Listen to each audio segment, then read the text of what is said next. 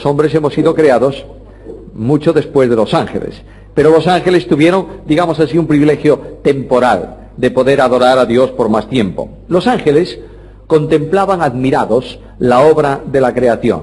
Veíamos antes que en Job 38:7 se nos decía que cuando Dios ponía las bases de la creación, los ángeles proclamaban sus alabanzas, es decir, emocionados. El cuadro es muy hermoso. Imagínate una creación en donde los ángeles de Dios están ahí contemplando cómo Dios va creando, y cada vez que Dios crea, hay, digamos así, para entenderlo, un murmullo de admiración. ¡Ah! ¡Qué cosa! Y proclaman la gloria de Dios entusiasmados, porque los ángeles, veremos, tienen una personalidad propia. Ahora, los ángeles son espíritus, pero son espíritus limitados. Hay espíritu infinito, Dios. Hay espíritus limitados, los ángeles. Esto supone que los ángeles tienen cuerpo. No tienen cuerpo como el nuestro, pero no son infinitos en cuanto a espíritu. ¿Entendéis la diferencia? El único espíritu infinito es Dios. No tiene limitación, no tiene comprensión. Los ángeles son seres personales, son espíritus. Ahora, ¿son omnipotentes los ángeles? ¿Ni todos ellos juntos? No.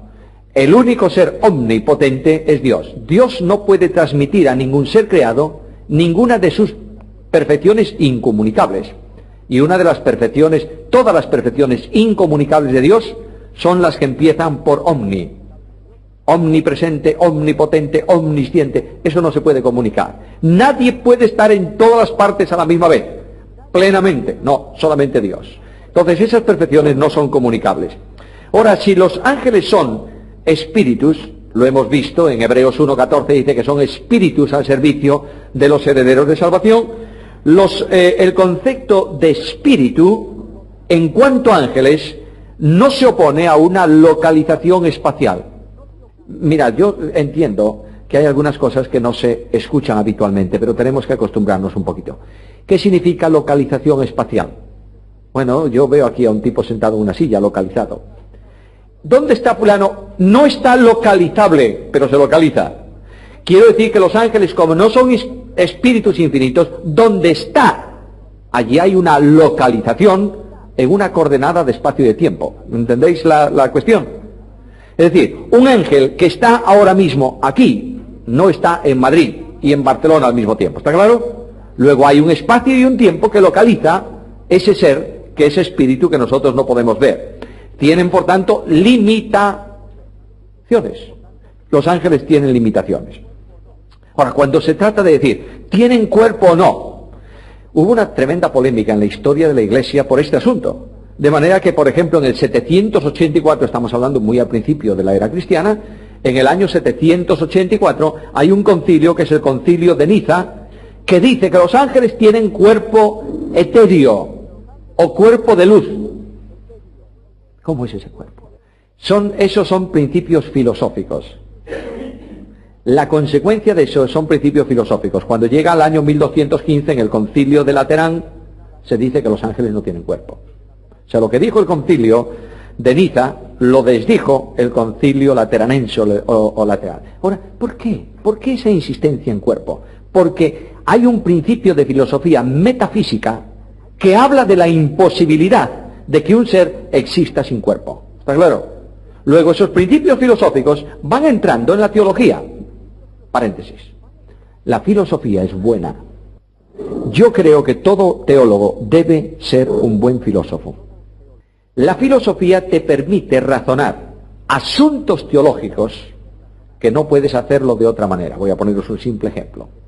Todos estáis convencidos de la impecabilidad de Cristo, ¿verdad? Cristo es impecable, ¿está claro? Eso nadie lo duda. ¿Por qué?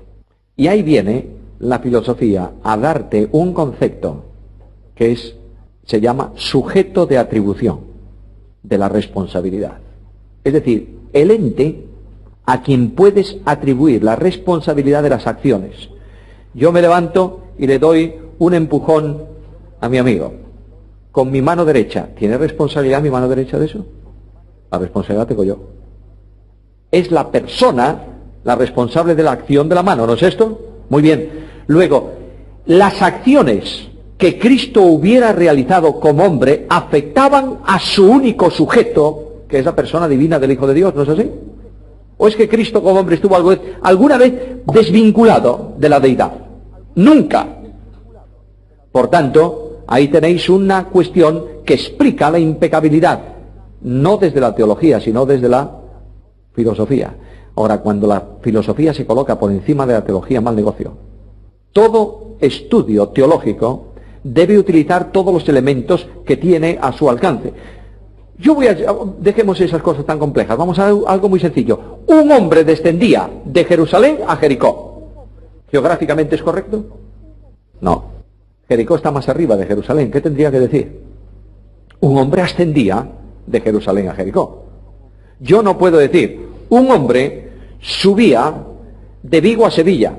Geográficamente tendría que decir, un hombre bajaba de Vigo a Sevilla, porque Vigo está al norte, Sevilla al sur. Un hombre iba a la derecha de Madrid, para referirse a Lisboa. No, señor, está al otro lado. Luego, ¿qué quiere decir eso? Quiere decir que para la Biblia y para los judíos, Jerusalén era el centro, porque era donde estaba el templo. Luego, todo cuanto tenía que ver con Jerusalén, siempre a subir. Y todo cuanto tenía que ver con otro lado de Jerusalén, siempre a bajar o descender. Por eso la Biblia dice que un hombre descendía de Jerusalén a Jericó. Todo eso es necesario, los elementos científicos son necesarios para estudiar la Biblia. Si tienes que escoger entre filosofía y Biblia, Biblia. Y si tienes que escoger entre geografía y Biblia, Biblia. Pero no te olvides de que todos estos elementos te ayudan a una correcta comprensión de la Biblia. ¿Está claro? Muy bien. Ahora, los ángeles adoran a Dios, los ángeles son espíritus limitados, por tanto localizables en el tiempo y en el espacio, y los ángeles tienen un número fijo. Una de las sorpresas de que llevamos al estudiar estos seres es que el número de ellos no aumenta ni disminuye. Primero, no disminuye porque no mueren. Segundo, no aumentan porque no se reproducen. Ahora, Mateo capítulo 22, versículo 30. Sobre ese versículo se ha montado un tremendo, lo veremos más adelante, un tremendo desarrollo para negar la posibilidad que en un momento histórico de la humanidad los demonios tuvieron de procrear con las mujeres de la tierra. Dice, los ángeles no se casan, no se dan en casamiento, no se multiplican. ¿En dónde? En el cielo. ¿Se está refiriendo a ángeles del cielo o no? Pero hay ángeles que abandonaron sus moradas. Adelanto esto, lo veremos, lo veremos. De momento dejémoslo ahí. Quiero decir que tenemos que estar atentos a todas las palabras de un versículo. ¿Os dais cuenta? Ahí hay una definición que vincula a los ángeles con algo, con el cielo. No se reproducen. ¿Su número cuánto es? ¿Cuánto es el número? ¿Quién sabe cuántos son los ángeles? ¿Cuál es el número de los ángeles? Millones de millones. ¿Tenemos alguna cifra? No, siempre hay una hipérbole de lenguaje figurativo en la Biblia cuando habla del número de los ángeles. Su número era millones de millones. Millones de ángeles le seguían. Y dice el texto bíblico también que su número es incontable. Significa que es una cantidad, yo diría, gigantesca de ángeles, ¿verdad? Dios creó, ¿por qué tantos? ¿Quién tiene respuesta? Bueno, tenemos que preguntarse al Señor, yo no sé. Pero ha creado una enorme cantidad de ángeles, Veis que en la Jerusalén celestial dice que hay muchos, millones o millares. Millares. Luego, no son todos los ángeles que están en la Jerusalén celestial. En la Jerusalén celestial, Hebreos 12, están solo los necesarios ¿para qué? Para el servicio de la ciudad. Dios, tú te imaginas a la reina de España. ¿Te imaginas que su marido le diga, bueno, tú te has casado conmigo, pero agarra un escobo y a barrer el palacio? ¿Tú concibes eso? Los que sirven al rey sirven a la reina. De manera que la iglesia va a entrar en una dinámica específica de ser servida. Los ángeles dan al servicio ¿de quién? De los herederos de salvación, hoy y en el futuro. De manera que en una ciudad, y hablando de la Jerusalén celestial, vosotros sabéis muy bien que se está refiriendo la Biblia a una ciudad en una construcción, digamos, y sobre unas bases de una vida distinta a la que tenemos nosotros hoy, porque vamos a tener cuerpos transformados, pero es una ciudad con sus espacios físicos, de manera que tendrá necesidad de un mantenimiento distinto al nuestro. En nuestras ciudades nosotros pagamos unos impuestos y tenemos unos barrenderos que nos barren la calle. Yo no me imagino a un ciudadano de una ciudad decir, oye, está un poco sucia la acera. Bueno, en algún pueblecito por ahí se hace, pero es por conveniencia personal del individuo. Pero lo hace el correo. ¿Cómo vamos a andar nosotros repartiendo las cartas? Bien, tenemos un servicio para eso. En la ciudad celestial, los ángeles están sirviendo a los creyentes. De manera que esa idea extraña, por ahí de una teología rara, tomada de Tomás de Aquino especialmente, está haciendo un conflicto, generando un conflicto de interpretación bíblica. Ahora, su número es enorme. Y por la misma condición, preguntamos, ¿tienen sexo los ángeles? ¿Son hombres o son mujeres los ángeles? Son espíritus, pero ¿son espíritus masculinos o femeninos? ¿Dicen siempre varón? Siempre. Hay un pasaje, lo estudiaremos, lo anticipo, pero lo estudiaremos, que dice que vi un efa volando sostenida por dos mujeres. ¿Son ángeles? ¿O es que solamente cuando hay cosas perversas en la Biblia tienen que ser mujeres? Esa es una condición que nos gustaría mucho a los hombres varones. Bueno, en principio, lo que sí es cierto es que no tenemos que perder ni 5 minutos de tiempo pensando en el sexo de los ángeles. ¿Qué me importa? Cada vez que aparecen en su estado original no procreaban, bueno, pero indudablemente cada vez que han aparecido en la Biblia, salvo esa posible excepción, siempre aparecen como varones. Y en la resurrección de Cristo las mujeres vieron unos varones y Abraham vio varones, etcétera, etcétera. Bueno, pero no te olvides, por favor, que esa manifestación visible de los ángeles es una materialización que Dios permite. En ocasiones se han materializado literalmente y en ocasiones Dios ha permitido que los hombres vieran con los ojos físicos a los espíritus, como en el caso de Elías y su criado. ¿Recordáis ese caso, Eliseo?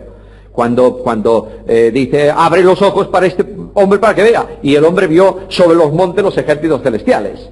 Pero en ocasiones se han materializado visiblemente y han actuado como hombres comiendo. Si pueden comer, ¿por qué no pueden hacer otras cosas? Siempre bajo el control y la permisión divina. Bueno, los ángeles son seres personales. Diferencia entre persona y personalidad. ¿Filosofía o no? ¿Tenéis algún versículo que defina lo que es persona y lo que es personalidad en la Biblia? No, lo puedes ver por actuaciones, pero no hay definición. Ahora, cuando se habla de persona, en toda persona, para que sea persona, tiene que concurrir 3 elementos. Primero, autoconciencia. ¿Sabes lo que significa eso? Significa que sepas que existes. Tú no eres persona si no sabes que existes. Un loco, un demente profundo, come, bebe, duerme, pero no tiene una razón de su existencia. La prueba de que nosotros sabemos que existimos es que formulamos 3 preguntas. Todo hombre se formula 3 preguntas. ¿Quién soy? ¿De dónde vengo? Y no es una canción. ¿Y a dónde voy? Ahí tenéis la autoconciencia del individuo. Luego para que siga siendo persona, además de autoconciencia, tiene que tener autodeterminación. El elemento que le permite al hombre forjar su destino. Es decir, sí, no. Quiero, no quiero. En el principio, en el origen del hombre, esa autodeterminación era absoluta, no condicionada, en un libre albedrío perfecto. En nuestro tiempo es un albedrío muy condicionado a causa del pecado. Y en tercer lugar, tiene que tener originalidad. Hay otra palabra que se suele utilizar, ya no la voy a decir para no asustar a nadie. Originalidad quiere decir que una persona frente a otra se da cuenta que es distinto. Soy original, yo soy distinto absolutamente a mi hermano. Yo tengo un hermano, no sé si lo sabéis. Bueno, tengo un hermano. ¿Somos hermanos, hijos de la misma madre? Sí. ¿Somos iguales? No. Yo me doy cuenta cuando estoy con él que soy diferente. Y tú te das cuenta que eres distinto. Puedes tener una enorme vinculación con tu esposa, amarla tremendamente, pero te das cuenta que es distinta. Tú eres una persona, un ser diferente. Esas condiciones se dan en los ángeles. Los ángeles se dan cuenta que tienen autoconciencia y efectivamente conocen sus propias limitaciones, incluso tienen autodeterminación. Prueba de ello es que algunos abandonaron la gloria de Dios y cayeron en el pecado arrastrados por Satanás, y son originales en el sentido de que cada uno de ellos es distinto al otro. No hay 2 gotas de agua, no es una clonación de ángeles, es una creación unitaria de cada uno de los ángeles. Ahora, siendo personas, ¿tienen que ser inteligentes o no? Quiero decir, siendo seres personales. Persona se utiliza para referirse al hombre, pero siendo seres personales, sí.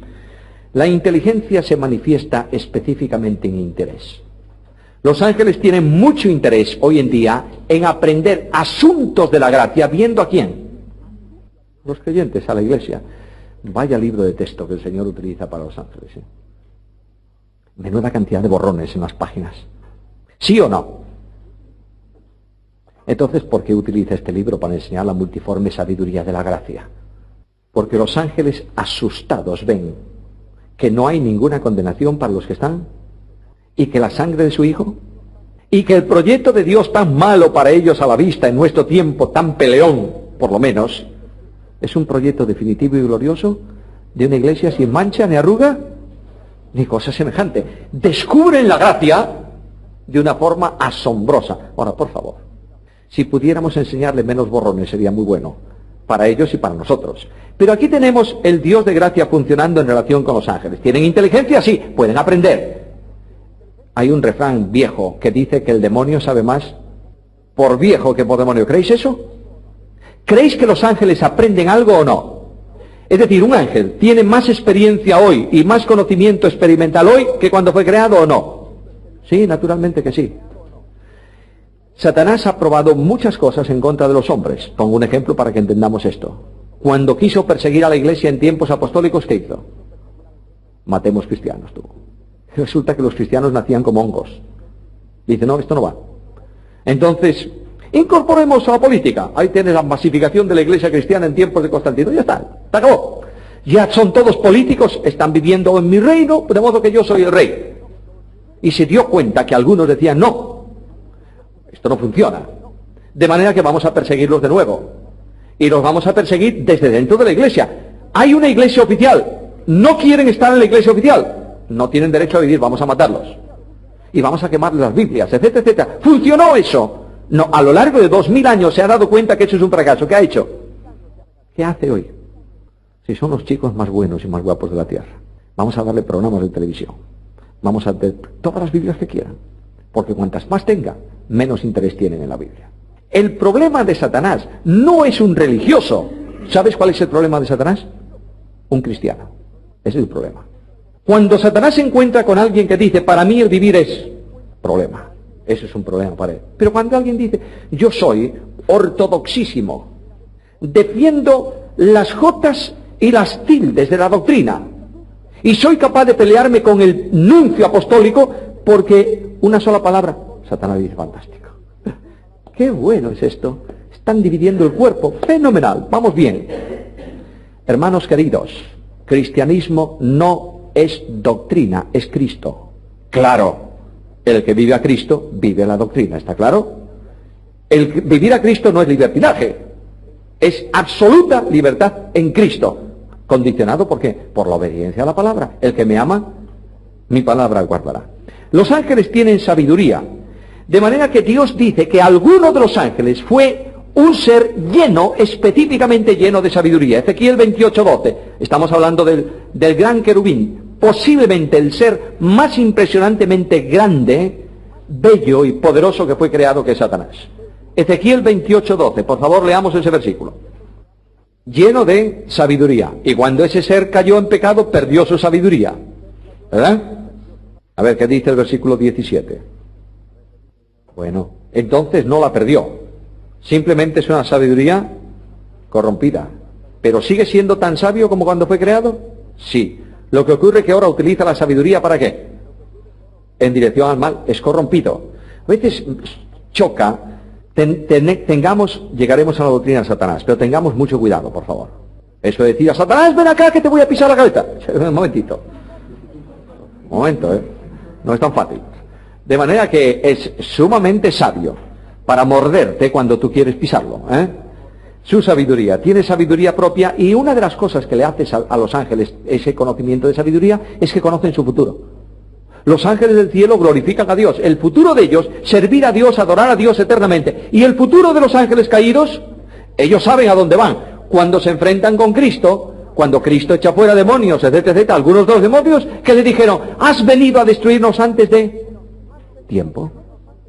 Y le dijeron, no nos mandes ir a dónde, al abismo. Luego ellos saben cuál es el final que les espera. Lo conocen perfectamente y saben que no tienen salvación. Son seres inteligentes. Claro, alguien me va a decir, ¿y por qué siguen en sus pecados? ¿Por qué? Porque el ser pecador peca porque es pecador. No es pecador porque peca. ¿Entendéis la diferencia, no? Yo peco porque soy pecador. Mi naturaleza es esa. Si fuese al revés, con dejar de pecar estaba arreglado el asunto. Ellos no pueden dejar de pecar porque incorporaron a su genética espiritual el pecado de su caída. Ahora, los ángeles tienen sentimientos personales. Vimos aquel texto de Job. No voy a citar otros muchos para que con una referencia tengamos bastante. Dice que los ángeles de Dios alababan a Dios cuando ponía las bases de la tierra. Ahí tenéis un sentimiento personal de que brota de su corazón gratitud y alabanza. La alabanza es una actitud de la persona, del ser, que se manifiesta en actividades al exterior. De manera que estos estaban reconocidos a la grandeza de Dios y proclamaban su gloria. Los ángeles miran a Dios con mucha reverencia, Incluso los ángeles más próximos al trono, los serafines, por ejemplo, dice que con 2 alas cubren sus ojos, y con 2 alas cubren sus pies, y con 2 vuelan, mientras dicen el uno al otro, Santo, Santo, Santo. De manera que tienen sentimientos personales. Y cuando Cristo nació, dice que el coro de los ejércitos celestiales alababan a Dios bajito, a gran voz. De manera que cuando tú cantas a gran voz, ¿qué es lo que tienes? Gozo intenso, ¿o no? Vosotros sabéis que una de las cosas que se nota la falta de espiritualidad de los creyentes y la tristeza que eso trae como condiciones es que los creyentes cantamos poco. ¿Sí o no? Satanás ha conseguido meternos la música por las orejas y que estemos callados con la boca. Ahora, yo recuerdo perfectamente una vez mi abuelo me llevaba cuando yo era un niño a hacer una visita a una casa y llegamos a la casa, en una casa de pisos de aquellos años, y dijo, ¿sabes? No sé si vive en el segundo o en el tercero. Y entramos y por las escaleras, en el tercero. Estaba cantando un himno que se oía. ¿Cuántos creyentes cantan himnos hoy? No respondamos a la pregunta, pero esto es una realidad, ¿no es esto? De manera que los ángeles en el nacimiento de Cristo, ¿sabe lo que pasa? No tenemos profundo gozo. Y el gozo se pierde ¿cuándo? Cuando el espíritu no funciona en libertad. El gozo se manifiesta necesariamente en canto. ¿Por qué lo sé? Porque dice que cuando Pablo y Silas estaban bien zurrados y con los pies en el cepo, sentían gozo y cantaban de noche himnos. Nosotros no cantamos himnos ni aunque nos toque la lotería. Esto es una situación diferente. Aquí los ángeles entienden el gozo de Dios y además se gozan cuando ven a Dios gozarse. Porque dice la parábola de Lucas, en las parábolas de Lucas, en las 3 parábolas de Lucas 15, dice que hay gozo delante de los ángeles de Dios. Dios se goza y los ángeles contemplan el gozo de Dios y prorrumpen en alabanzas al Señor. ¿Los ángeles tienen voluntad propia? Sí. De manera que hay un texto muy interesante. Mirad capítulo 1 de Hebreos, versículo 6. Bueno, ese versículo tiene una polémica o una confrontación de interpretaciones, ¿verdad? La primera cuestión es que ¿cuándo es cuando introduce otra vez? El texto griego puede traducirse ese otra vez antes, puede colocarse antes o después. Puedo decir, y otra vez, coma, cuando introduce al primogénito, o puedo decir, y cuando introduce otra vez al primogénito, no sé si notáis la diferencia de la frase, es notable, ¿no? Otra vez se refiere a una referencia genérica de un acontecimiento, que es el acontecimiento de introducir al primogénito en el mundo. Entonces los intérpretes, según sean más dispensacionales o no, mueven ese otra vez. Para los muy dispensacionalistas, ese otra vez tiene que ver con la introducción del primogénito en la segunda venida para reinar. Para los menos dispensacionales o dispensacionales normales, ese otra vez tiene que ver con la introducción del primogénito por primera vez en la tierra en su concepción. ¿Cuál de los dos queréis? Yo me quedo con este. En la segunda venida de Cristo, que sepamos a la luz de la Biblia, el Padre no es el que introduce. Él viene, según su promesa, a buscar. Es verdad que la segunda venida de Cristo tiene que ver también con una acción de salvación y que las 3 personas divinas intervienen. Esto es verdad. Pero realmente cuando fue introducido el primogénito en el mundo de los hombres, fue introducido ¿por qué? Por concepción y por nacimiento, ¿o no? ¿Cristo estuvo antes en el mundo de los hombres? Sí, siempre. ¿Como Dios? ¿Como hombre? No. El gran problema que tenemos aquí no es que los ángeles hayan recibido la indicación de adorar a Dios como Dios. Esto lo hicieron siempre. El problema que tenemos aquí es que Dios llama a los ángeles antes para decirles, tenéis que adorar ¿a quién? A un niño, a un hombre, a una persona que va a nacer. ¿Qué es lo que los ángeles, que por medio de ellos fue entregado la ley, leen en la ley de Dios? Al Señor tu Dios adorarás y a Él solo servirás. ¿Conocían los ángeles el plan de redención? Creo que sí, pero no es asunto ahora.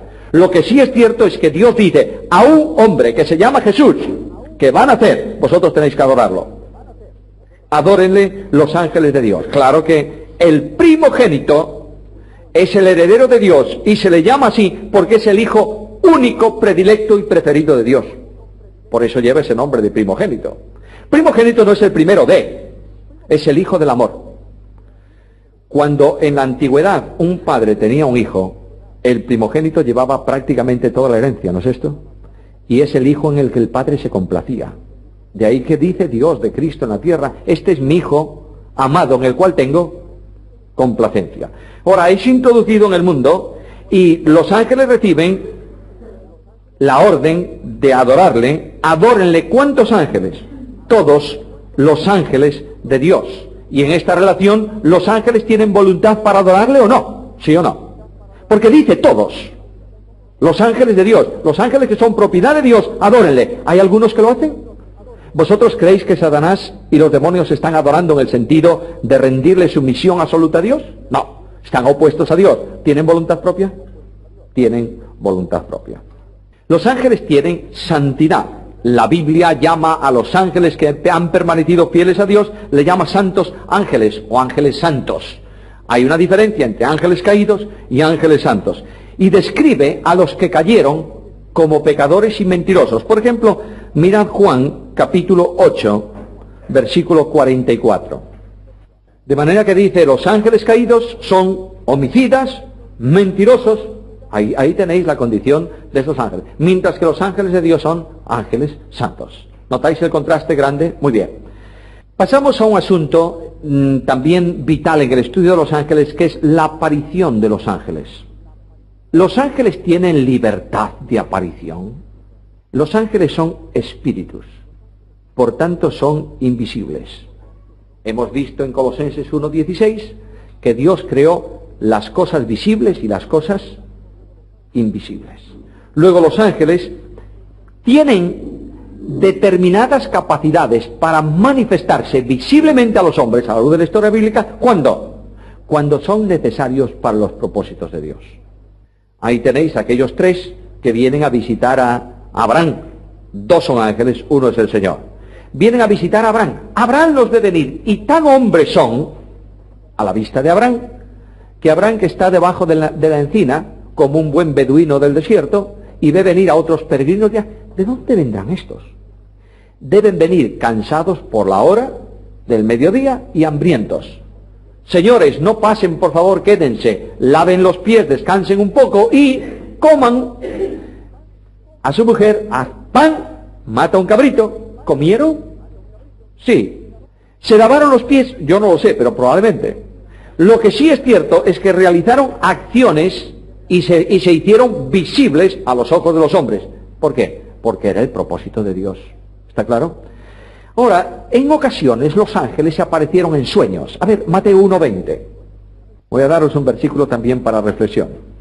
Mateo capítulo 1, versículo 20. ¿Qué dice? Bueno, ¿fue un ángel que apareció en sueños o fue un ángel que apareció a la hora del sueño? Ahí tenemos otro problema de interpretación. Lo más probable es que sea esto. A la hora en que José iba a dormir, bien sea la siesta, bien sea la noche, no podía dormir. ¿Por qué? ¿Por qué? Tengo un problema muy serio. Mi prometida está esperando un hijo. ¿Qué pasa aquí? ¿Tú crees que dormiría fácilmente José? Y en ese momento, que es la hora del sueño, un ángel viene y que le dice, tranquilo, porque este es un asunto de Dios. Ahora, los ángeles se aparecen, muy bien, esa libertad para materializarse está condicionada por la voluntad y el propósito de Dios. En ocasiones, Dios hizo al revés, capacitó al hombre para que viese en un determinado momento a los ángeles. Veis que aquella referencia que antes mencionaba del criado de Eliseo. Y hubo ocasiones en que el aspecto físico de los ángeles no hacía sospechar a nadie que fuesen ángeles sino hombres. Por ejemplo, llegan a casa de Lot, aquellos dos mismos ángeles. Lot vive en Sodoma. Y los hombres de Sodoma, que habían llegado a una degradación moral impresionante, vienen a golpear a la puerta de Lot. ¿Y qué les dicen a Lot? Sácalos fuera para que los... Claro, le vamos a saludar. ¿Cómo están ustedes? ¿Son ustedes? No. Lo que estaban buscando es sácalos que vamos a practicar la homosexualidad con ellos. Luego, ¿para ellos eran hombres o no?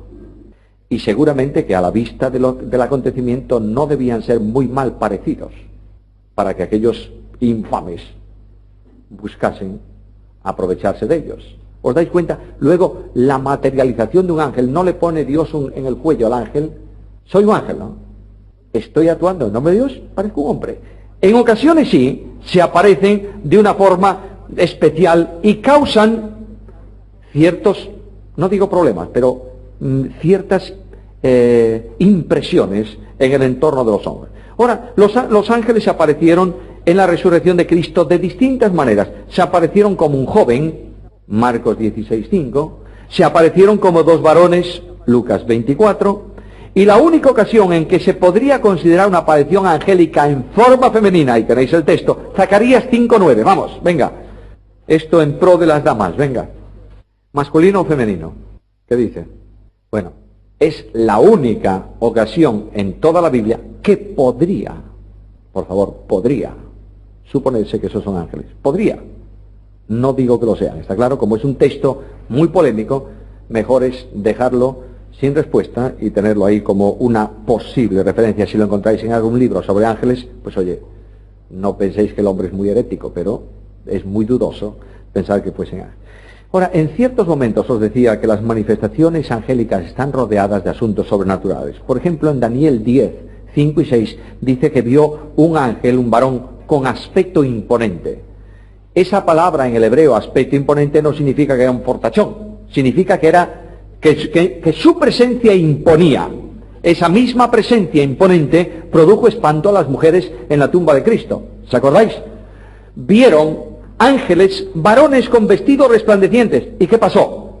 Se pusieron a temblar. Y esa misma presencia imponente de los ángeles hizo que los guardas de la tumba cayesen al suelo como muertos, es decir, sin aliento. Cuando una persona dice cayó al suelo como muerto en el hebreo, no significa que se quedaron allí estirados. Significa que eran incapaces de reaccionar. Vieron aquello y se quedaron espantados. Cuando el miedo es muy grande, dicen, yo nunca lo experimenté así, pero dicen que cuando tienes un miedo muy grande no eres capaz de correr. A lo mejor te quedas inmóvil. Bueno, puede ser. Espantados.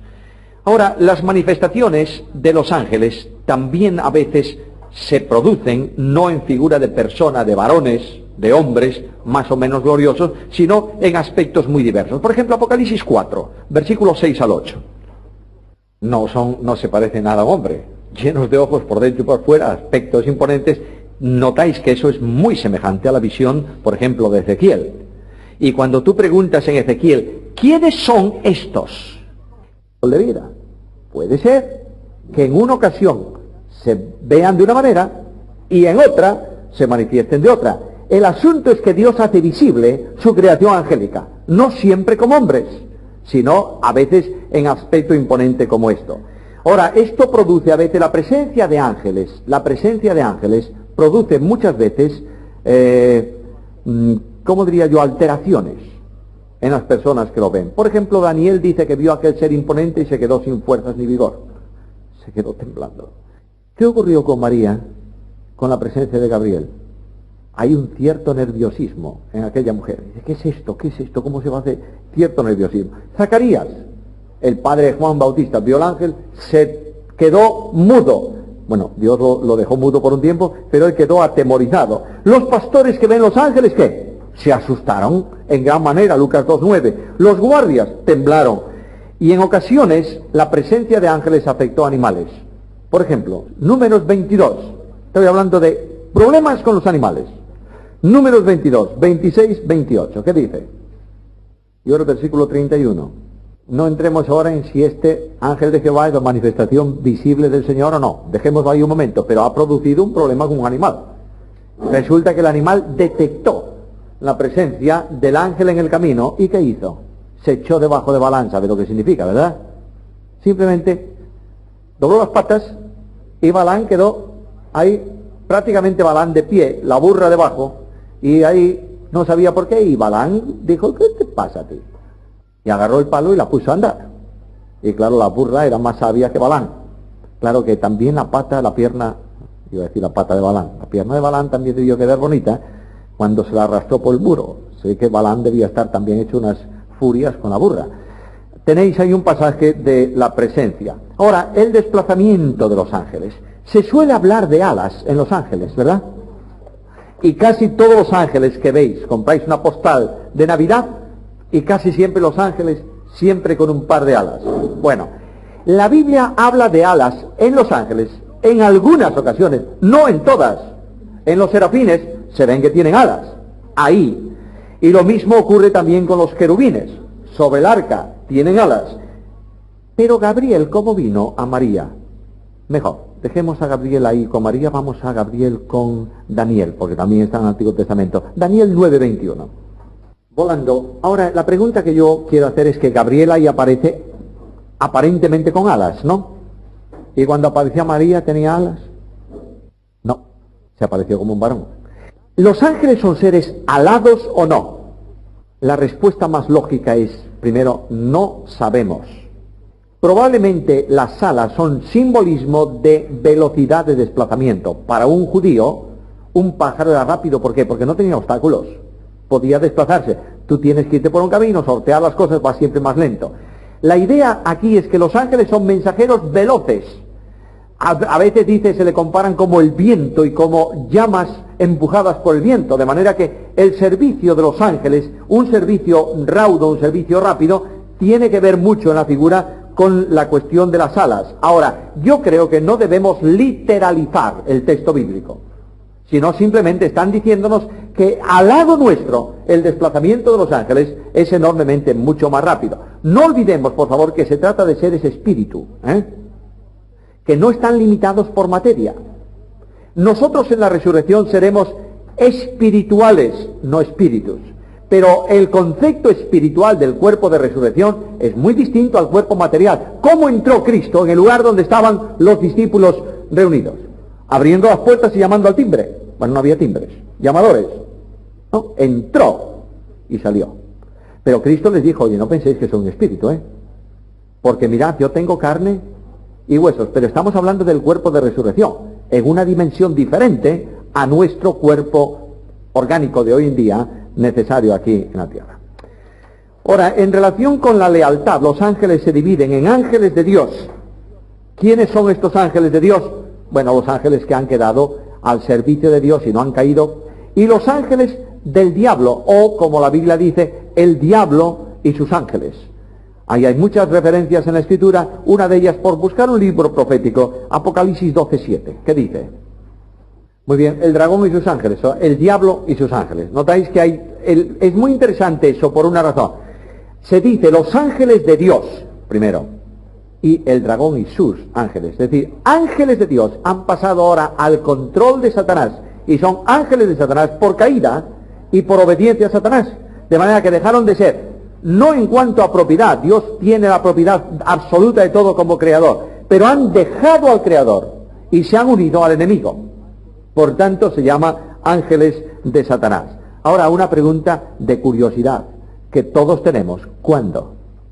¿Cuándo? ¿Cuándo cayó? ¿Cuándo se produjo la caída? Necesariamente hay un espacio muy largo. Tuvo que ser entre el primero y el último día de la creación. Porque los ángeles fueron creados santos o no. Pero cuando tentaron a Eva, ¿habían caído? Sí. ¿Entre eso se produjo la caída? Sí. Algunos piensan que la caída de los ángeles está entre el versículo 1 y el 2 de Génesis. Yo no tengo ninguna evidencia bíblica para sostener tal cosa, Y es más, me inclino a pensar que no. Pero han caído en un momento determinado y vienen a la historia de los hombres, ya algunos de ellos en esa condición caída. Ahora, ¿cuál es la causa de la lealtad o de la caída de los ángeles? Bueno, pues es efectivamente o específicamente es la capacidad personal de decisión. ¿Los ángeles pudieron mantenerse santos como algunos? ¿Todos pudieron? Sí. ¿Algunos cayeron? Sí. Luego ahí tienes una decisión personal. De la misma manera, Adán pudo mantenerse, y Eva, ¿pudo mantenerse en santidad y obediencia? ¿Pudieron o no pudieron? Sí, no tenían ninguna condicionante para apartarse de ese camino, pero tomaron una decisión. En un acto de decisión personal hicieron lo que no debían. De la misma manera, en un acto de decisión personal, los ángeles cayeron. Y el número de los que cayeron es enorme, porque en Apocalipsis 12:4 dice que el dragón arrastraba la tercera parte de las estrellas del cielo. Luego, no sabemos si el número es un número simbólico, pero no importa. Un tercio de los ángeles, de millones, son unos cuantos. De manera que hay una cantidad grande. Ahora, una cuestión que a veces no se entiende o no se estudia demasiado es lo que se llama la continuidad en los ángeles. La posición moral de los ángeles es definitiva. No tiene alteración. Los ángeles fueron confirmados, bien en caída, bien en santidad. De ahí que Pablo hable de ángeles escogidos. En ese sentido, Dios confirma la santidad de los ángeles suyos y definitivamente nunca habrá opción para una nueva caída de esos ángeles. Pero confirma también la condición perdida de los ángeles perversos. De manera que una cosa interesante es que no hay retorno. Es decir, un ángel malo no puede ser después retornado a la condición de santidad, porque no hay expiación para el pecado de los ángeles. ¿Entendéis esto? El pecado, la paga del pecado, ¿qué es? Muerte. ¿Murió algún ángel infinito por los ángeles? No. Luego no hay solución al problema de los ángeles, mientras que sí tenemos solución al problema de los hombres, porque el infinito se hizo un hombre para morir por los hombres en la cruz del Calvario. ¡Qué tremenda bendición! Mientras que nosotros tenemos este beneficio, no queremos servir, y los ángeles que no tienen este beneficio sirven. Conflictos. La situación moral de los ángeles creó una serie de conflictos entre los ángeles fieles a Dios y los ángeles rebeldes, de forma muy especial en relación con el gobierno de los reinos de la tierra. A ver, Daniel 10:13, por favor. De manera que hay un conflicto serio, ¿o no? Entre un ángel de Dios que viene con un mensaje y un ángel caído que se le opone para que no avance. Ahí tenéis un conflicto en esferas celestiales. De manera que este conflicto no es único, se produce. En relación con los hombres, con los creyentes, dice que nosotros tenemos lucha, y la lucha que tenemos no es contra carne y sangre, es contra principados, contra huestes de maldad. Nosotros. Pero ahí arriba hay también conflictos de este calibre. Ahora, el conflicto se produjo, no alguien va a decir, bueno, eso ocurre en Daniel. No, mucho antes. Recordáis que un día Dios envía a uno de sus ángeles para enterrar el cuerpo de Moisés. ¿Y qué ocurre? Judas 9. A ver, Judas 9. Vamos. Leámoslo, vamos. Si lo sabéis de memoria bien dicho, pues decidlo de memoria. Ahí hay un conflicto entre Satanás, un querubín caído, y un arcángel, discutiendo, contendiendo, disputando por el cuerpo de Moisés. El arcángel había recibido instrucción, probablemente Miguel, probablemente sea también, aunque arcángel, jefe de ángeles, sea también un querubín, pero eso llegará el momento en que lo veamos. Pero hay una discusión, una contienda entre uno que quiere cumplir la voluntad de Dios y otro que se opone. ¿Por qué motivo Satanás tendría tanto interés en que no se enterrase el cuerpo de Moisés? ¿Qué os parece? Claro, el pueblo va a encontrar el cuerpo y ahí tenemos el cuerpo de Moisés. No destruyeron la serpiente de bronce en un tiempo y se convirtió en un ídolo. De manera que aquí hay una razón muy importante y es una enseñanza importantísima. No adoremos a los hombres del pasado, por grandes que sean. Respetémoslos, amémoslos, agradezcamos a Dios lo que hicieron, pero no adoremos, don fulano de tal. Bendito sea Dios por don fulano de tal. Pero no te olvides que es un hombre. Y tú conoces de don fulano de tal algunas cosas. Dios conoce otras muchas. Cuando yo era un niño chico, un día me llevaron a una concentración aquí en Galicia. Galicia fue tradicionalmente conocida en toda España por sus cultos anuales. Cada festivo un culto en un determinado lugar y allí iban todos los gallegos, concurrían ahí. Y había uno muy importante que era fin de año en Marín. Un día yo salí de Vigo con mi abuelo para ese culto.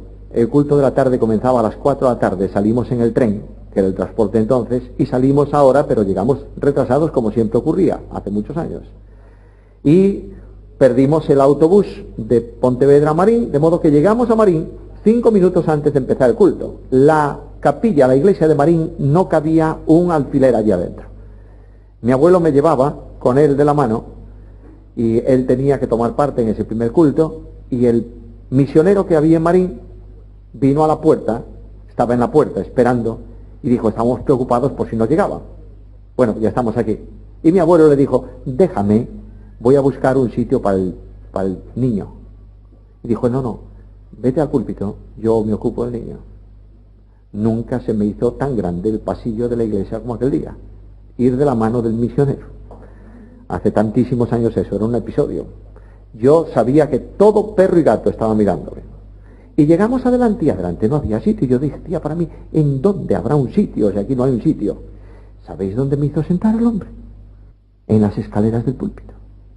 Fue el culto más largo de mi historia.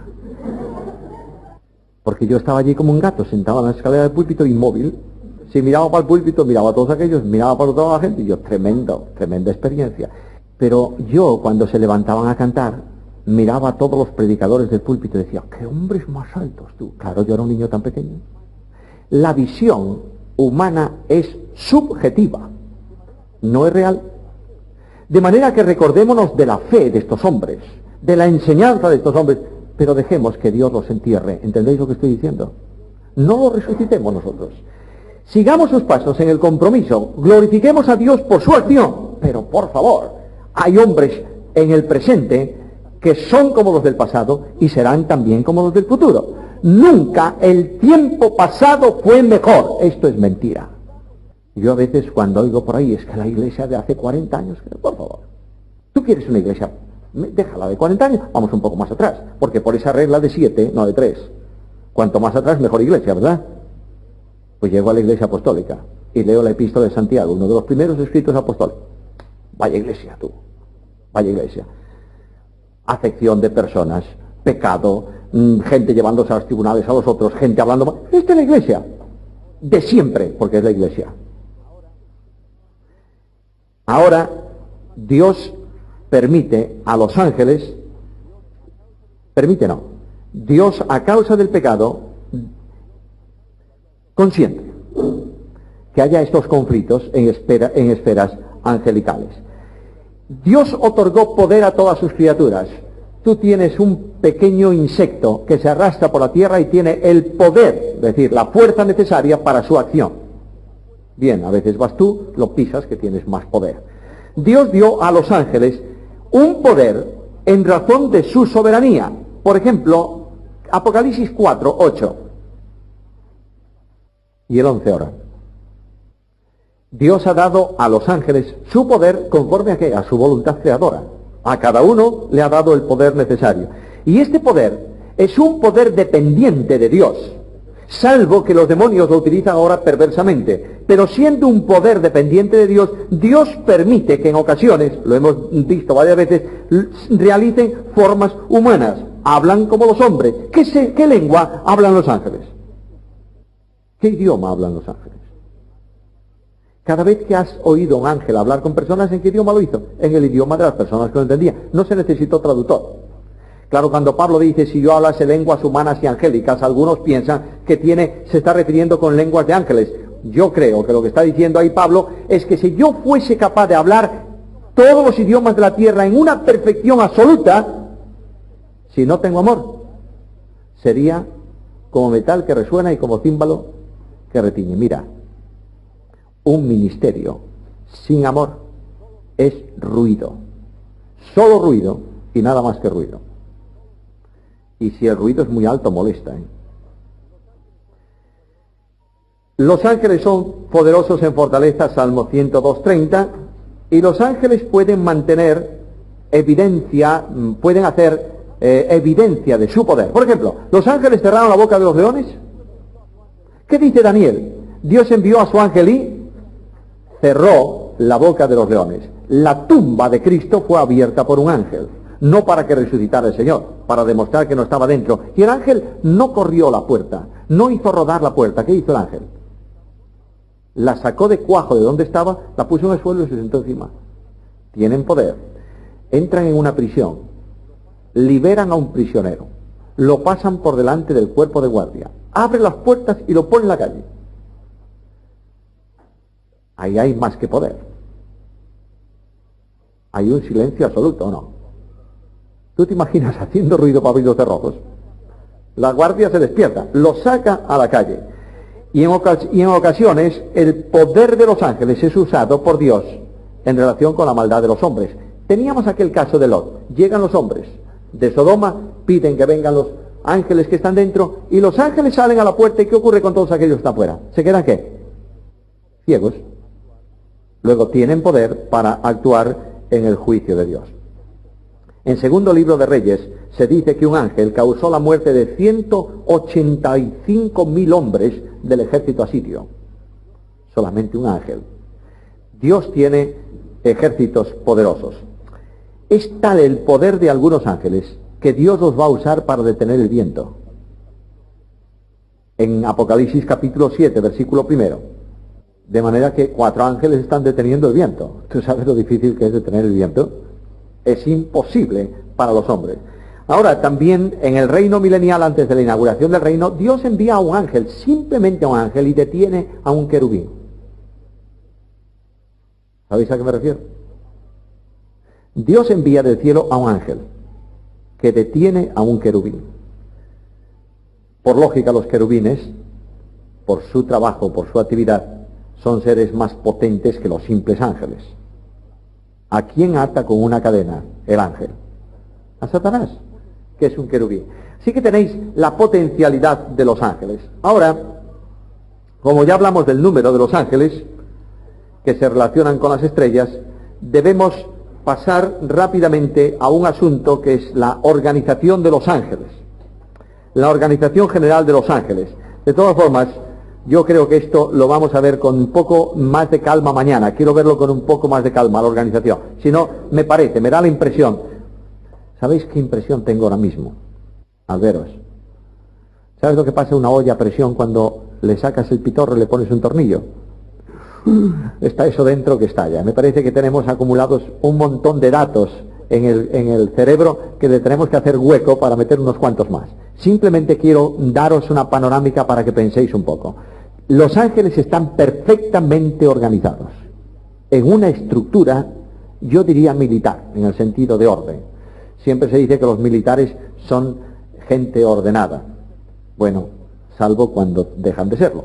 Pero son gente ordenada, les gusta el orden. Un soldado ve pasar, al menos en mi tiempo, ve pasar, ya no digo a un general, a un subteniente y le saluda. Y si no le saluda, pues va a tener un disgusto. Hay mucho orden. Y llega un capitán a un grupo de soldados y dice, venga, a mover aquellas piedras. Y oiga, pero si yo estoy en intendencia, usted está a mis órdenes. Terminó. Aquí está el ejército. Los ángeles se estructuran. Ahora, yo quiero que reflexionéis un poco en la organización general de los ángeles. Los ángeles se organizan en 2 grandes grupos. Ángeles de servicio en torno al trono. Ángeles de servicio en favor o desde el trono. No sé si habéis oído esto alguna vez. Ponemos el trono de Dios, voy a traer la pizarra, Dios mediante. Ponemos el trono de Dios en el centro. Y ponemos un grupo de ángeles alrededor del trono. Están sirviendo directamente a Dios en un ministerio específico en relación con el trono de Dios. Y con todo aquello que tiene que ver, santidad y alabanza. Y esos 2 grupos de ángeles son los serafines y los querubines. Luego hay otro grupo de ángeles que se proyectan desde el trono de Dios hacia exterior, ministerios externos, sirviendo a Dios, indudablemente, bajo el propósito de Dios, pero que no tienen que ver con el servicio directo del trono, sino desde el trono. ¿Estáis siguiéndome? Esos son los ángeles y los arcángeles. Arcángel es jefe de ángeles, pero no necesariamente tendríamos que tomarlo por un orden específico de ángeles. Es decir, no podemos dividir los ángeles en serafines, querubines, arcángeles y ángeles. Puede ser que haya arcángeles, digo puede, que haya arcángeles que son del orden de los querubines. ¿Está claro? Pero son arcángeles porque están gobernando, mandando, organizando sobre los ángeles. Esta organización tiene que ver también con reuniones, doy esta panorámica y terminamos, con reuniones de rendición de cuentas delante de Dios. Hay reuniones de ángeles. En Job dice que Dios, a ver, busquemos Job capítulo, primeramente Job 38:7 y después Job capítulo 1. Vamos a Job 38:7. Cuando alababan todas las estrellas del alba y se regocijaban todos los hijos de Dios. Ahí hay una reunión de ¿qué? De ángeles. Están todos alabando a Dios y regocijándose en una gran reunión de ángeles, viendo lo que Dios está haciendo. Hay reuniones de ángeles. Ahora, capítulo 1 de este libro, versículo 6.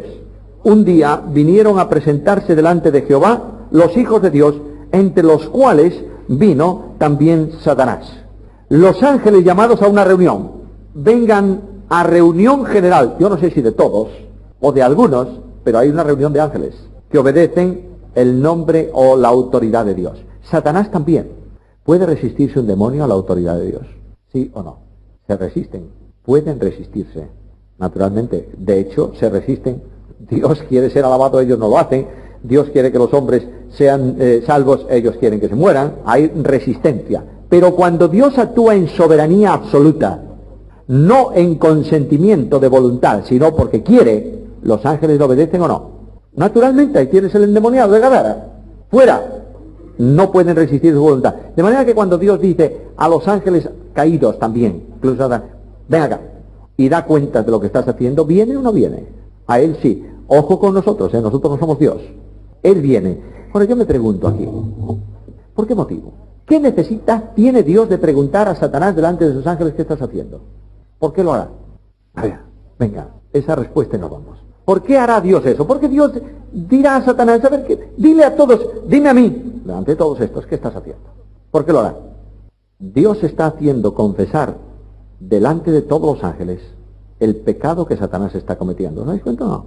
No es que tratemos a esto de esta manera. Sepan ustedes, señores ángeles, la perversidad de este. Y sepan ustedes que en razón de esa perversidad es justo mi juicio sobre él, ¿sí o no? Bueno, ahí tenéis. ¿Por qué motivo vamos a ir al tribunal de Cristo? Para que nuestros hermanos que han sido más santos que nosotros se froten las manos de cómo nosotros perdemos la recompensa. No. Ahí simplemente es otra manifestación de justicia para recompensa. Yo no te voy a dar, dice el Señor, una corona de gloria si tú has estado comportándote como un indigno de esa corona. A veces nosotros queremos pasarle una factura al Señor, ¿verdad? Como yo he ido tanto tiempo a misiones, dirá alguno, una buena corona. No importa que ahora yo sea un desastre en la iglesia, no, eso no importa. Tengo una corona por misiones, no. Dios dice, no. No es solamente tu parte de vida misionera, es tu vida. ¿Cómo has actuado tú? De manera que yo me temo mucho que algunos van a perder su recompensa. ¿Por qué? Porque su vida no suma, digamos así, en totalidad los puntos que exige, bueno, estoy hablando de lenguaje humano, los puntos. Uno dice, bueno, yo no puedo perder esto, momentito. Si tú haces lo que tú quieras, das tu cuerpo para ser quemado, pero eres incapaz de amar a tu hermano, ¿qué? No sirve para nada. Yo creo que en el cielo vamos a tener tremendas sorpresas, ¿no os parece? Yo creo que sí. Muchas sorpresas. En recompensas, muchísimas. Y en presencia también. A lo mejor tú llegas un día al cielo y preguntas, oye, ¿dónde está fulano? Pues no lo encuentro, ya hace 4 días que estoy por aquí, no lo encuentro. Voy al registro del cielo, fulano, no está. ¿Y cómo no está? Porque no estaba aquí asentado. Pero si yo creí, pues te has equivocado. Y de pronto vas un día por la calle y te encuentras con fulano. ¿Y cómo está este? Está porque está registrado aquí. Porque ha creído y el otro no ha creído. De manera que tremendas sorpresas vamos a llevarnos en el cielo. Ahora, hermanos, que disfrutéis el día como angelitos buenos, que los angelitos encargados de la alabanza afinen sus instrumentos, modulen su mesa de mezclas, aprendan los coros que no tal, y mañana yo no quiero ponerme aquí para cantar delante de nadie.